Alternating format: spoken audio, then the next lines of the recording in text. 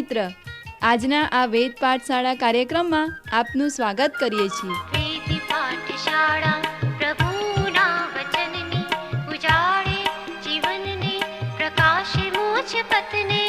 વેદ પાઠશાળા પ્રભુના વચનની ઉજાળે જીવનને પ્રકાશે મોજ પથને. વેદ પાઠશાળા. અમારી આશા છે કે આ કાર્યક્રમ આપના આત્મિક જીવન માટે ખૂબ જ લાભદાયી બનશે. તો આવો આ અભ્યાસમાં આગળ વધતા પ્રભુના સેવક પાસેથી પ્રભુનો સંદેશ સાંભળીએ. પ્રિય મિત્ર, આજના આપણા આ વેદ પાઠશાળા નામક કાર્યક્રમમાં આપને મળતા મને ખૂબ આનંદ થાય છે. આ કાર્યક્રમમાં આપણે સમગ્ર બાઇબલનો પ્રાસ્તાવિક અને ઉપરછલ્લો અભ્યાસ કરીએ છીએ. આપણા સર્વેક્ષણમાં અત્યારે આપણે જૂના કરારના પ્રબોધકો સુધી આવી પહોંચ્યા છીએ અને હાલમાં આપણે મીખા પ્રબોધકનું સર્વેક્ષણ કરી રહ્યા છીએ. અને આપણે જોઈ ગયા કે મીખા એ તો તમામ પ્રબોધકોમાંના મહાન વક્તાઓમાંનો એક છે. તેના મહત્ત્વને આપણે વખાણવું જોઈએ. મીખા એ તો આપણને એ બાબત સમજાવવા મદદ કરે છે કે ગૌણ પ્રબોધકો કોઈ પણ રીતે બીજા પ્રબોધકો કરતાં ઉતરતા નથી. મીખા તો યશાયા કે તેના જેવા બીજા પ્રબોધકોની હરોળમાં જ છે. મીખાનું મહત્ત્વ ખૂબ છે. માથીની સુવાર્તાના બીજા અધ્યાયની 5મી અને 6ઠ્ઠી કલમમાં જણાવ્યા પ્રમાણે માગીઓએ પણ મીખાના પ્રવચનોનું અથવા તો વચનોનો ઉલ્લેખ કર્યો હતો. માથીની સુવાર્તાના 10મા અધ્યાયમાં પ્રભુ ઈસુએ મીખાના વચનોનો ઉલ્લેખ કર્યો હતો અને યર્મિયાના સમયના વડીલોએ જ્યારે મીખાની ભવિષ્યવાણીનો ઉલ્લેખ કર્યો તેને લીધે યર્મિયાનો જીવ બચ્યો. યર્મિયા તો યરૂશાલેમના નાશ વિશે પ્રચાર કરતો હતો અને લોકો તેને મારી નાખવાની અણી પર હતા. ત્યારે કેટલાક જ્ઞાની વડીલો એકઠા મળ્યા અને તેઓએ કહ્યું, એ માણસને મારી નાખશું નહીં, કારણ કે હિજકિયા રાજાના સમયમાં મીખા પ્રબોધકે આ જ ભવિષ્યવાણી કરી હતી.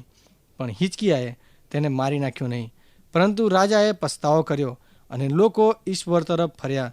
આથી મીખાએ જે નાશ અંગે ભવિષ્ય ભાખ્યું હતું તે ઈશ્વરે થવા દીધો નહીં. આ મીખાના વચનોનો જ્ઞાની વડીલોએ ઉલ્લેખ કર્યો. તેને લીધે યર્મિયાનો જીવ બચી ગયો. ગત કાર્યક્રમમાં મિત્ર આપણે જોયું હતું કે મીખાનું પુસ્તક જેમાં 7 અધ્યાયો છે તેને 3 સંદેશાઓમાં વહેંચી શકાય. પહેલો સંદેશો જે આપણને પહેલા 2 અધ્યાયોમાં મળે છે તે તો મીખા સઘળા લોકોને સંબોધીને કરેલો સંદેશ છે. બીજો સંદેશો જે 3જા અધ્યાયની શરૂઆતમાં 5મા અધ્યાયની 15મી કલમ સુધી છે તે તો મીખાનો ઈશ્વરના લોકોના આગેવાનોને સંબોધીને કરેલો સંદેશ છે. મીખા ઉત્તર અને દક્ષિણ બંને રાજ્યોના પાટનગરોમાં સંદેશા આપતો હતો. તેણે ઈશ્વરના લોકોના આગેવાનોને સંબોધીને આપેલા સંદેશા તો રાજકીય તંત્રને સંબોધાયેલા હતા. મીખાને એ બાબતની પ્રતીતિ હતી કે રાજકીય વ્યવસ્થા એ તો ઈશ્વર તરફથી આવેલી છે. ઈશ્વર ચાહે છે કે તેના લોકો શાંતિથી રહે અને ઈશ્વરની ઈચ્છા મુજબની સમૃદ્ધિ ભોગવવા માટે ઈશ્વરના લોકોનું રાજકીય તંત્ર ઈશ્વરની ઈચ્છા મુજબનું હોવું જોઈએ. મીખાના મતે ઈશ્વર નિર્મિત વહીવટી તંત્રમાં 3 માળખા હોવા જોઈએ. પ્રથમ, આ વહીવટી તંત્રમાં પહેલું માળખું આત્મિક બાબતોનું હતું અને યાજકોની જવાબદારી હતી કે તેઓ લોકોને આત્મિક સત્યો શીખવે અને તે મુજબ નમૂનારૂપ જીવન જીવીને આ માળખાને વ્યવસ્થિત રાખે. ત્યારબાદ બીજું માળખું એ તો નૈતિક બાબતોનું હતું અને પ્રબોધકોની એ જવાબદારી હતી કે યાજકો ઈશ્વરના જે વચનો લોકોને શીખવતા હતા તે વચનો પાળવા માટે તેઓ લોકોને પ્રોત્સાહિત કરે અને તે દ્વારા તેઓ આ માળખાને વ્યવસ્થિત રાખે. ત્યારબાદ ત્રીજું માળખું એ તો નાગરિકતા અંગેનું હતું અને રાજ્યના આગેવાનોની ફરજ હતી કે તેઓ ઈશ્વરના નિયમો જે તેના વચનમાંથી શીખવવામાં આવ્યા છે તેનું પાલન કરાવે. તે દ્વારા તેઓ આ માળખાને વ્યવસ્થિત બનાવે. મીખાએ એવું આડ ચડાવ્યું કે રાજકીય તંત્રના આ 3 માળખાના આગેવાનો ભ્રષ્ટ બની ગયા હતા અને આ 3 માળખાઓના આગેવાનોને સંબોધીને મીખાએ પોતાના સંદેશાઓ કર્યા. આ આગેવાનોને સંબોધીને કરાયેલો મીખાનો સંદેશ આપણને તેની ખ્રિસ્ત વિશેની મહાન આગાહી વિશે તૈયાર કરે છે. મીખાના આ 3જા સંદેશાને આપણે પ્રોત્સાહિત કરતો સંદેશો કહી શકીએ. મીખાનું મંતવ્ય હતું કે આ 3 માળખાઓના આગેવાનો પોતાના લોકોની આગેવાની કરવામાં નિષ્ફળ નીવડ્યા હતા અને આ સંદર્ભમાં આપણે તેની ખ્રિસ્ત વિશેની આગાહી સાંભળીએ છીએ. મીખા પોતાના પુસ્તકમાં 5મા અધ્યાયની 2જી કલમમાં ખ્રિસ્તના આવવા વિશે જણાવે છે અને મીખાના મત મુજબ ખ્રિસ્ત એ તો સંપૂર્ણ રીતે યોગ્ય અધિપતિ હશે. તે તો ઈશ્વરના સામર્થ્ય દ્વારા રાજ્ય કરશે. ખ્રિસ્ત પોતાના લોકોને ઘેટા પાળકની જેમ પાળશે. ઈશ્વર પોતાના પ્રભુના નામના મહિમામાં તે એક ઉત્તમ ઘેટા પાળકની માફક રાજ્ય કરશે. મીખા જે જણાવવા માગે છે તે આ પ્રમાણે છે. ઈશ્વરનું કાર્ય હતું અને છે તે માણસના હાથમાં વહીવટીતંત્ર સોંપે, પરંતુ માણસો જ્યારે એ પ્રમાણે વહીવટ કરવામાં નિષ્ફળ નીવડે છે ત્યારે એક દિવસ ઈશ્વર કહેશે, હું હવે માણસો પર વહીવટી તંત્રની જવાબદારી સોંપવાનો વિશ્વાસ મૂકી શકું નહીં, અને તેથી વહીવટી તંત્રનો અધિકાર હું મારા દીકરાને સોંપવાનો છું. જ્યારે મારો પુત્ર આવશે ત્યારે તે મારી ઈચ્છા મુજબ રાજ્ય કરશે. ઈશ્વર પોતાના પ્રભુના નામના મહિમામાં તે રાજ્ય કરશે. અને મારો પુત્ર જ્યારે રાજ્ય કરશે ત્યારે તમે જાણશો કે વહીવટી તંત્રનું નિર્માણ કરવા પાછળ મારો શો આશય હતો. મારો પુત્ર જ્યારે રાજ્ય કરશે ત્યારે વહીવટી તંત્ર ભ્રષ્ટ નહીં હશે, પરંતુ એક સુંદર વહીવટી રચના હશે. પવિત્ર શાસ્ત્રના કેટલાક ફકરાઓ જેવા કે મીખાના પુસ્તકમાં પણ આપણે જોયા.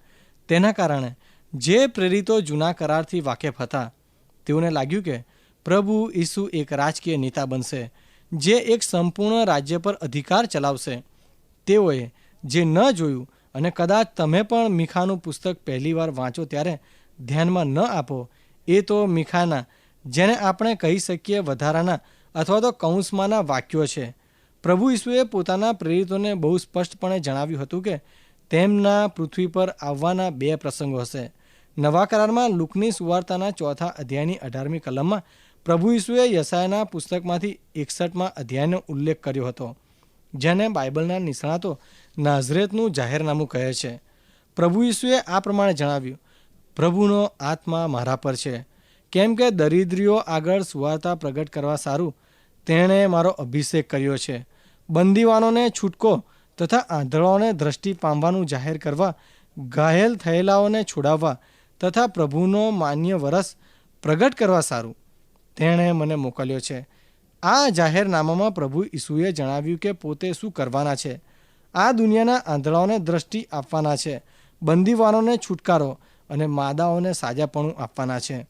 જ્યારે તમે લુક 4 અને 18ને યશાયાના 61મા અધ્યાય સાથે સરખાવશો તો તમે જોશો કે પ્રભુ ઈસુ એક કલમ વાંચતા અડધેથી અટકી ગયા અથવા તો રોકાઈ ગયા અને સેવકને પુસ્તક પાછું આપી દીધું, કારણ કે આ કલમમાં આગળ આ પ્રમાણે લખેલું છે, આપણા દેવના પ્રતિકારનો દિવસ પ્રસિદ્ધ કરવા સારું.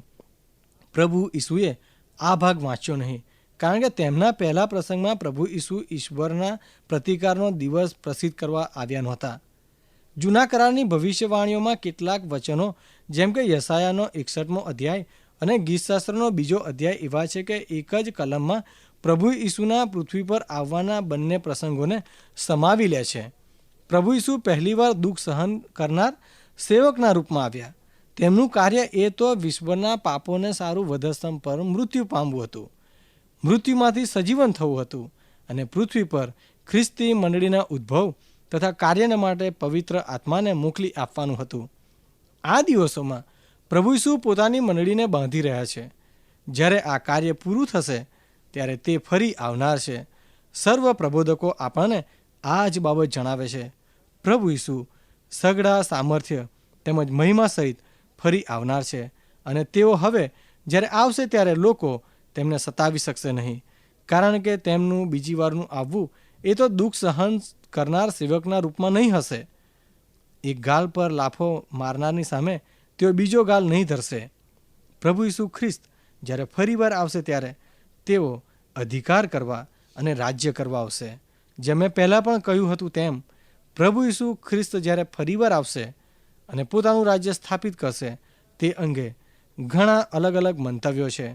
શું તેઓનું આવવું આ સદીમાં થશે? શું તેઓ હજારો વર્ષો સુધી આ પૃથ્વી પર રાજ્ય સ્થાપિત કરશે? જો તમે એમ માનો છો કે રાજ્યની સ્થાપના કર્યા પહેલાં તેઓનું આવવું થશે તો તમે પૂર્વ સદી અંગેનું મંતવ્ય ધરાવો છો. પ્રિય મિત્ર, જો તમે એમ માનતા હો કે તેઓ પહેલાં પોતાનું રાજ્ય સ્થાપશે અને પછી આવશે તો તમે પાછળની સદીના મંતવ્યના છો. જો તમે એમ માનો છો કે હજારો વર્ષો સુધીનું આ રાજ્ય એ તો શબ્દશઃ અર્થ પ્રમાણે નહીં, પરંતુ આત્મિક રાજ્ય હશે. તો તમે આ સદીના મંતવ્યના છો.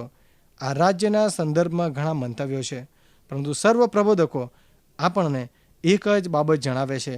એ તો એ કે જ્યારે પ્રભુ ઈસુ ખ્રિસ્ત ફરી આવશે ત્યારે તેઓ સંપૂર્ણ રીતે યોગ્ય રાજા હશે. મીખા પ્રબોધક પ્રભુ ઈસુ ખ્રિસ્તના ફરી આવવાના પ્રસંગ વિશે જણાવે છે. તેમાં તથ્ય છે, કારણ કે એ સમયે ઈશ્વર પોતાના લોકોને કહેશે, મેં તમને અધિકાર ચલાવવાની તક આપી, પરંતુ તમારા વહીવટી તંત્રના ત્રણેય માળખા ભ્રષ્ટ હતા. મીખા આપણને ખ્રિસ્ત વિશેની મહાન આગાહી કરતા જણાવે છે કે ખ્રિસ્તનો જન્મ થનાર છે. અન્ય પ્રબોધકોની જેમ મીખા પણ ઉત્તેજનદાયક સંદેશા આપતા આપણને વેર વિખેર થઈ ગયેલા લોકોને પાછા ફરવા અને તેમની પુનઃસ્થાપના વિશે જણાવે છે. તેની ભવિષ્યવાણીનો આ ભાગ તો અંતના દિવસોને અનુલક્ષીને છે, પણ પાછલા દિવસોમાં ઈશ્વરના મંદિરના પર્વતની સ્થાપના પર્વતોના શિખર પર થશે ને તેને બીજા ડુંગરો કરતાં ઊંચો કરવામાં આવશે અને લોકોના ટોળે ટોળા ત્યાં ચાલ્યા આવશે. વળી પ્રજાઓ કહેશે કે ચાલો આપણે યહોવાના પર્વત પર તથા યાકૂબના ઈશ્વરને મંદિરે જઈએ. તે આપણને તેના માર્ગો વિશે શીખવશે ને આપણે તેના પંથમાં ચાલીશું, કેમ કે નિયમશાસ્ત્ર સિયોનમાંથી તથા યહોવાના વચન યરૂશાલેમથી નીકળશે. જોકે તેઓ હજી સુધી બન્યું નથી, પરંતુ એ તો મીખાની વચન આપતી ભવિષ્યવાણી છે. અને ખરેખર મીખા જે ભવિષ્યવાણી કરે છે તે સમજવા માટે આપણે પવિત્ર આત્માનું માર્ગદર્શન માંગવું જોઈએ. મીખાના મત અનુસાર એ સમય તો શાંતિનો સમય હશે.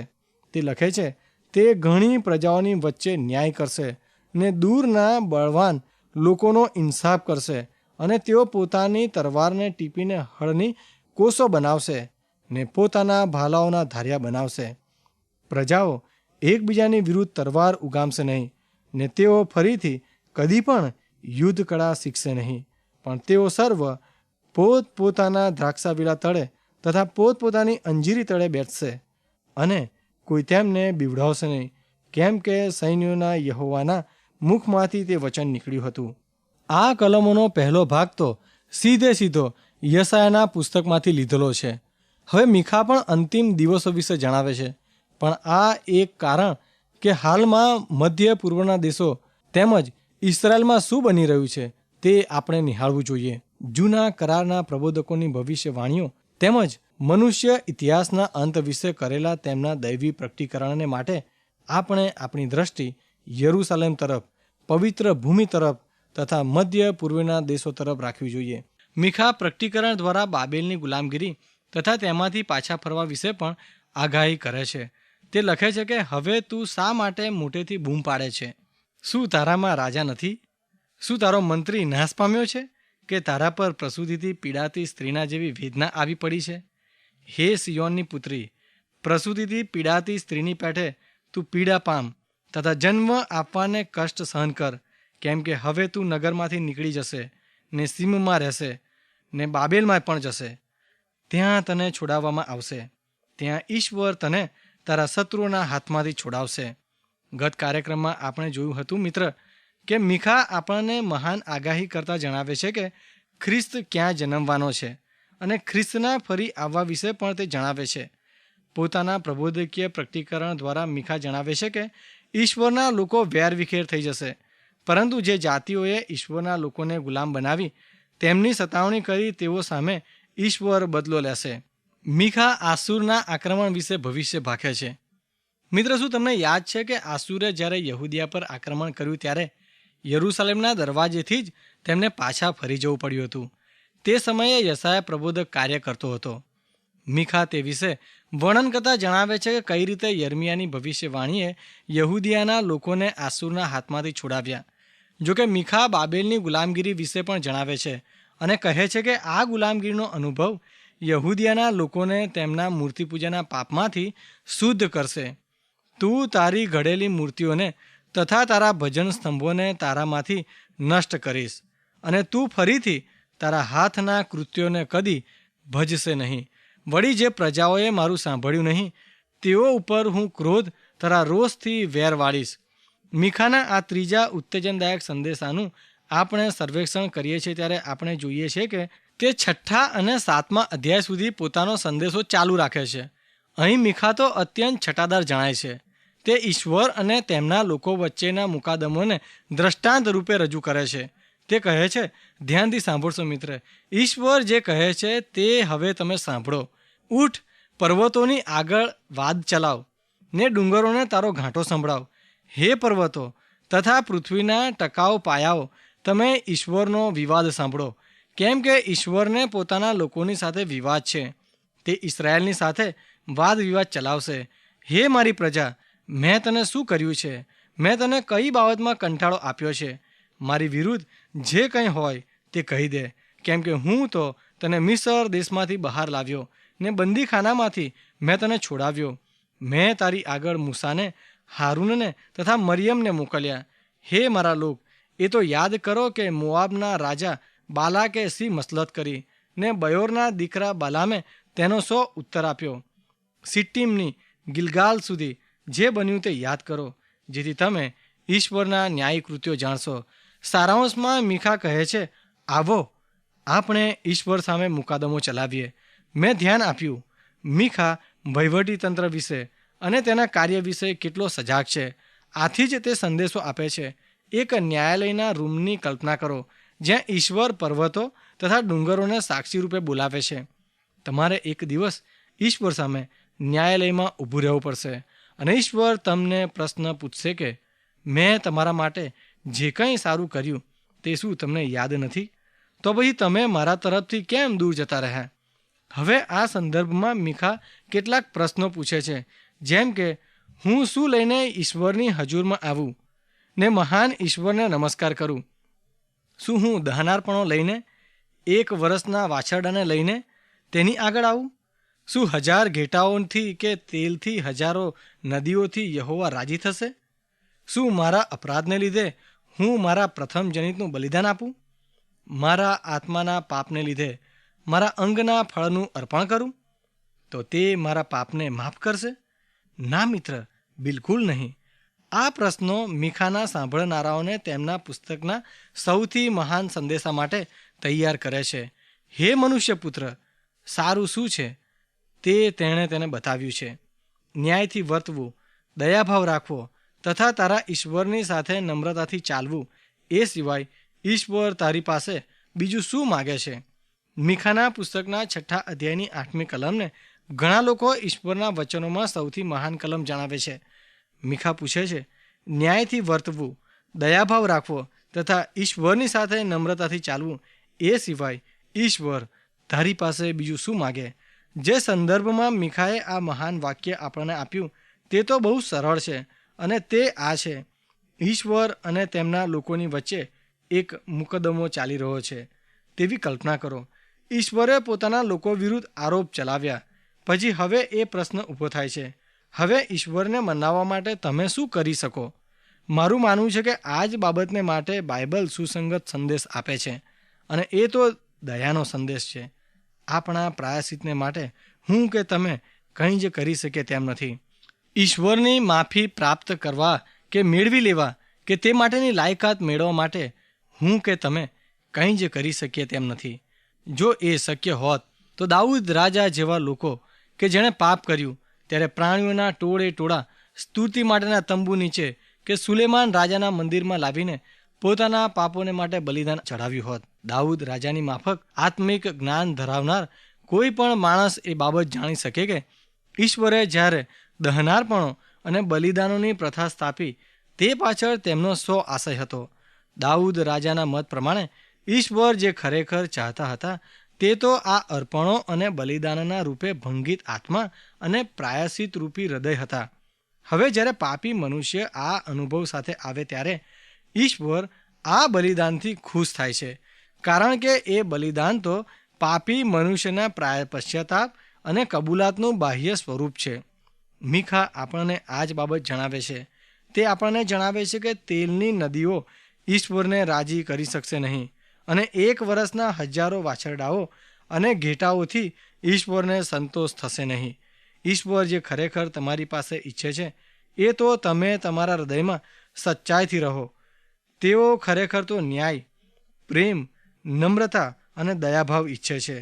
આમોસ અને બીજા કેટલાક પ્રબોધકોની જેમ મીખા પણ ન્યાયની બાબત પર વિશેષ ભાર મૂકતા પોતાના મહાન સંદેશામાં તેનું છટાદાર રીતે વર્ણન કરે છે. આ ત્રીજા સંદેશામાં આપણને મીખાના એ શબ્દો જોવા મળે છે જેનો પ્રભુ ઈસુએ પણ ઉલ્લેખ કર્યો હતો. નવા કરારમાં માથીની સુવાર્તા તેના 10મા અધ્યાયમાં પ્રભુ ઈસુએ મીખાના વચનોનો ઉલ્લેખતા આ પ્રમાણે કહ્યું, કોઈના પર વિશ્વાસ ન રાખશો, તમારા સૌથી નજીકના મિત્ર પર નહીં કે પત્ની પર પણ નહીં, કેમ કે એવો દિવસ આવે છે જ્યારે દીકરો પોતાના બાપને ધિક્કારશે, દીકરી પોતાની માની સામે અને વહુ પોતાની સાસુની સામે થાય. માણસના શત્રુઓ તેના પોતાના જ ઘરના માણસો છે. અને આ સંદર્ભમાં મીખા આગળ જણાવે છે, પણ હું તો ઈશ્વર તરફ જોઈ રહીશ. હું મારું તારણ કરનાર ઈશ્વરની વાટ જોઈશ. મારો ઈશ્વર મારું સાંભળશે. હે મારા શત્રુ, મારી દુર્દશામાં હર્ષ ન કર. જો હું પડી જાઉં તો પણ હું પાછો ઉઠીશ. જો હું અંધારામાં બેસું તો પણ ઈશ્વર મને ત્યાં અજવાળારૂપ થશે. તે મારા પક્ષની હિમાયત કરીને મને દાદ આપશે. ત્યાં સુધી હું ઈશ્વરનો રોષ સહન કરીશ, કેમ કે મેં તેની વિરુદ્ધ પાપ કર્યું છે. તે મને બહાર અજવાળામાં લાવશે ને હું તેનું ન્યાયપણું જોઈશ. ત્યારે મારો શત્રુ જોશે કે ઈશ્વર મારા પક્ષે છે. તમે જોયું મિત્ર, કેવી રીતે બધા જ પ્રબોધકો પોતાની ભવિષ્યવાણીનો આશાના સંદેશ સાથે અંત કરે છે. યુના જ્યારે માછલીના પેટમાં હતો ત્યારે તેણે કહ્યું, તારણ તો ઈશ્વરથી છે. અને જ્યારે તેણે આ પ્રમાણે કહ્યું ત્યારે ઈશ્વરે તેને માછલીના પેટમાંથી બહાર કાઢ્યો. બધા જ પ્રબોધકો આશાનો સંદેશ જણાવે છે. યહૂદિયાના લોકો જ્યારે બાબેલની ભયાજનક અથવા તો દયાજનક ગુલામગીરીનો અનુભવ કરી રહ્યા હતા ત્યારે જેમ યર્મિયા પ્રબોધક પોતાની ગુફામાં બેસીને વિલાપ ગીતો લખી રહ્યો હતો, તે જ પ્રમાણે આ સર્વ પ્રબોધકોનું એક જ પ્રકટીકરણ છે, અને એ તો ઈશ્વર કદી પણ આપણને પ્રેમ કરવાનું મૂકી દેતા નથી. આથી આપણે વિશ્વાસ કરીએ છીએ કે ઈશ્વર આપણને છોડાવશે. યુના અને યર્મિયાની જેમ મીખા પણ કહે છે કે જો હું અંધારામાં બેસું તો પણ ઈશ્વર મને ત્યાં અજવાળારૂપ થશે. હું જાણું છું કે તે મને શિક્ષા કરી રહ્યા છે, કારણ કે મને તેમની વિરુદ્ધ પાપ કર્યું છે. પરંતુ જ્યારે આ શિક્ષાનો અંત થશે ત્યારે તેમને અંધારામાંથી અજવાળામાં લવાશે અને હું તેના ન્યાયપણાને જોઈશ. પ્રિય મિત્ર, મીખાનો આ ત્રીજો સંદેશો પ્રબોધકીય પ્રકટીકરણ સાથે પણ પૂરો થાય છે. મીખા આગાહી કરે છે કે જે દિવસે તારા કોટ બંધાશે તે દિવસે તારી સરહદ બહુ દૂર જશે. તે દિવસે મિસરથી તે છેક નદી સુધીના પ્રદેશમાંથી તથા સમુદ્રથી સમુદ્ર સુધીના તથા પર્વતથી પર્વત સુધીના લોકો તારી પાસે આવશે. તો પણ દેશ પોતાના રહેવાસીઓને લીધે એટલે તેમના કામોના ફળને લીધે ઉજ્જળ થશે. હે પ્રભુ, આવ અને તારા લોક પર રાજ્ય કર. તારા ઘેટાને ચરાવ, તેઓને શાંતિ અને સમૃદ્ધિનું જીવન આપ. અને હું જે તારા માટે કરીશ તે જોઈને પૃથ્વીના સર્વ દેશો ચકિત થઈ જશે. અહીં ફરીથી આપણને એવું પ્રકટીકરણ જોવા મળે છે કે હજી સુધી તે પૂરું થયું નથી. પ્રિય મિત્ર, વહીવટી તંત્રની ખામીઓ જણાવ્યા બાદ ખ્રિસ્તને આવકાર આપતા મીખા તેના આવવા વિશે ભવિષ્ય ભાખે છે. હે ઈશ્વર, આવ ને તારા લોકો પર રાજ્ય કર. તારા ઘેટાને ચાર ને તેમને શાંતિ અને સમૃદ્ધિનું જીવન આપ. મીખા જણાવે છે કે સમગ્ર વિશ્વના લોકો યરૂશાલેમની યાત્રા કરશે ને જાણશે કે યરૂશાલેમ ખરેખર પવિત્ર શહેર બની ગયું છે. પ્રિય મિત્ર, મીખાની આગાહી કે સમગ્ર વિશ્વના લોકો યરૂશાલેમની યાત્રા કરશે તે આજે સાચું ઠર્યું છે. જો તમે યરૂશાલેમ જાઓ તો દુનિયાભરના લોકો તમને મળશે જેઓ યરૂશાલેમની યાત્રાએ આવ્યા છે. પ્રિય મિત્ર, મારો સમય પૂરો થાય છે. આ પુસ્તકનું દૈવી લાગુકરણ કયું હોઈ શકે? મને ઈશ્વરની કૃપા અને પ્રેમ ઉપર પ્રકાશ પાડવાનું ગમશે. ઈશ્વરની કૃપા અને પ્રેમ તેમના ન્યાયની સાથે સાથે આવે છે. જો તમે ઈશ્વરની કૃપા અને પ્રેમનો અનુભવ કર્યો નથી તો તમે તે આપમેળે અથવા ખરીદી શકતા નથી. ઈશ્વરની સાથે પ્રાર્થનામાં માગો અને ન્યાયપણાના માર્ગોમાં ચાલો. વારું મિત્ર, ફરી મળીએ ત્યાં સુધી મને રજા આપશો. પ્રિય શ્રોતા મિત્રો, અમને ખાતરી છે કે આજનો આ કાર્યક્રમ આપને રસપ્રદ લાગ્યો હશે. જો આ કાર્યક્રમ આપ નિયમિત રીતે સાંભળશો તો તમારા અંગત જીવનને માટે તે ખૂબ જ લાભદાયી બનશે. જો આપને આ અંગે કોઈ પ્રશ્ન કે મૂંઝવણ હોય અથવા આપ આ કાર્યક્રમને લગતું સાહિત્ય પ્રાપ્ત કરવા માંગતા હોય તો આજે જ તમારા પૂરેપૂરા નામ સરનામા સાથે અમને પત્ર લખશો. અમારું સરનામું છે કાર્યક્રમ Ved Pathshala, Vishwavani, post box number 2036, Fatehganj, Vadodara 390002. ધન્યવાદ.